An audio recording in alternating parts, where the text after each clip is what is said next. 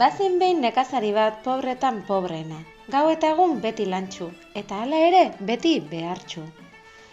Egun batez, bizimodu aldatzeko esperantzarik gabe, hartu zuen asmoa jakintxoaren bila joan eta zera galdetzeko. Noiz arte bizi behar dut pobre eta behartxu? Pentsatu eta egin. Abiatu zen jakintxoaren bila, nolabaiteko bide trake txaldapatxuetan gora eta bera.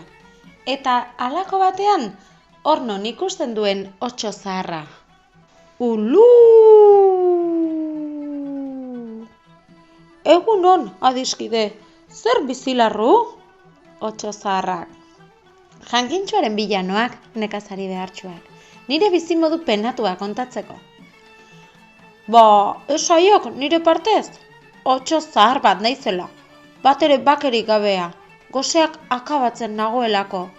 Esaiok, mendi eta baso hauetan ez dudala zer janik. Galdeiok zer egin behar dudan, gosea hil eta bakean bizitzeko mesedez.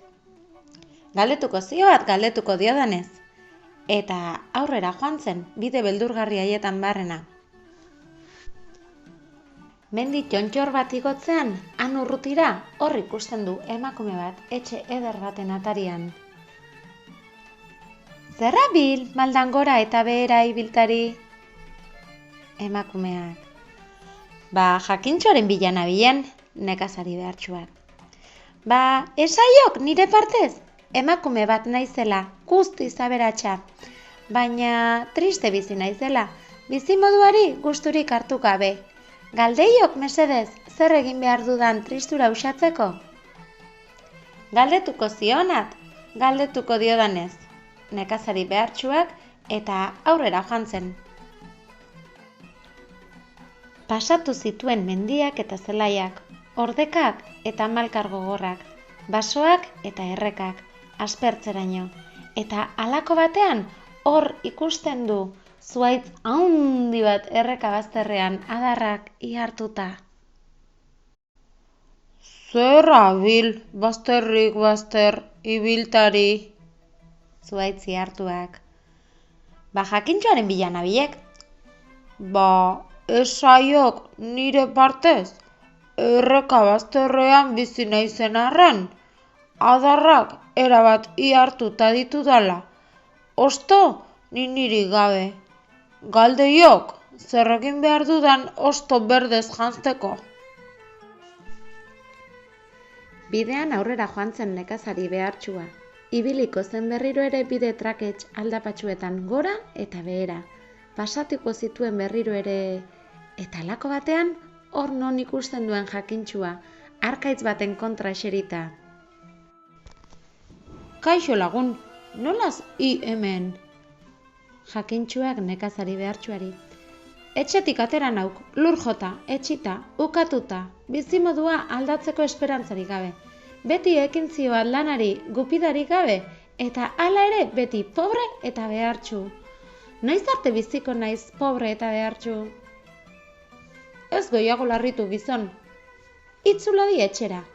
Oa errekara, ilargi betean, eta zilarretan egingo duk igeri. Badizkiat beste kontu batzuk ere. Eta nekazariak bertatik bertara eta hitzetik hortzera adierazi zizkion otso zaharraren, emakume aberatsaren eta zuhaitz ihartuaren galdera guztiak. Jakintxuak bazuen galdera guztientzako erantzun zuzenik. Eta besterik gabe, nekazari behartxuak etxerako bideari ekin zion, korrika eta presaka. Lehenik, zuhaitz ihartua ikusi zuen. Zer erantzun dik jakintxuak? Zuhaitz ihartuak. Esan zidak, hire zainetan badela zaku bat, urregorriz betea. Topatu behar duk nor edo nor, zaku urrea zainetatik kentzeko. Hartara, zainak lurpez sartuko dituk. Eta orduan jantziko aiz osto berdez. Atera idak zaku urre diztiratxua. Hartara, hi eu aberastu egingo aiz eta ni osto berdez jantziko. Barkatu, baina ezin diat. Nekazari behartxuak. Korrika eta presaka itzuli behar diat etxera zilarretan igeri egiteko. eta hankei eraginez zijoala hor ikusten du emakumea. Ba alduk jakintxuaren erantzunik, emakume aberatsak. Esan zidan aberatsetan aberatsa izela, baina triste bizia izela bakarrik agoelako. Lagunak egin behar ditun, hartara tristura usatuko dun lagun artean. Ba, gelditu adinerekin, elkarri laguntzeko, ez eguk ezer faltako, emakume aberatsak. Ezin dinat gelditu, etxera itzuli behar dinat, zilarretan igeri egiteko, nekazariak eta korrika eta presaka egin zion alde. Abaia batean zijoala, hor non irteten dion bidera otso zaharrak. Ulu! Zer esan dik jakintxuak, otso zaharrak. Hire ondotik topatu nian emakume aberats bat, baita zuhaitzi hartu bat ere. Emakume aberatsak jakin nahi zian zer egin behar zuen tristura usatzeko. Eta zuhaitzi hartuak zer egin behar zuen hosto berdez janzteko. Jakintxuak esan zidak zuhaitz ihartuak zaku urrea duela zainetan.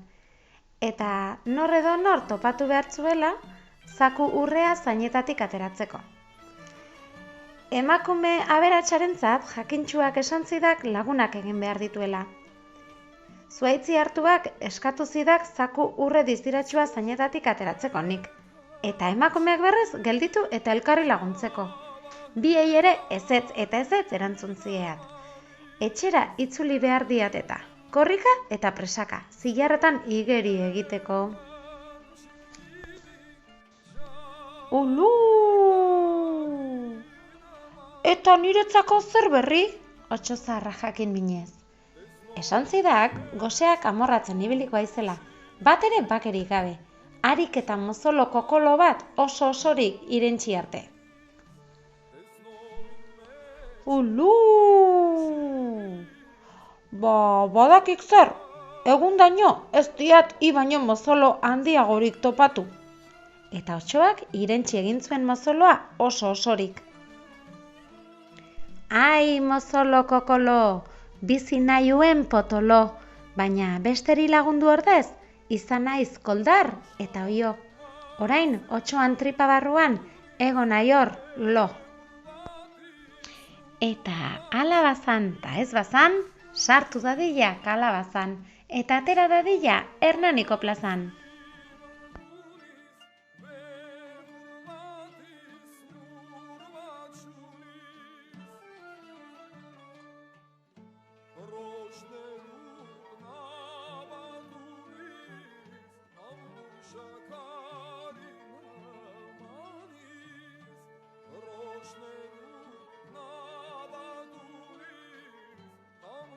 Shaka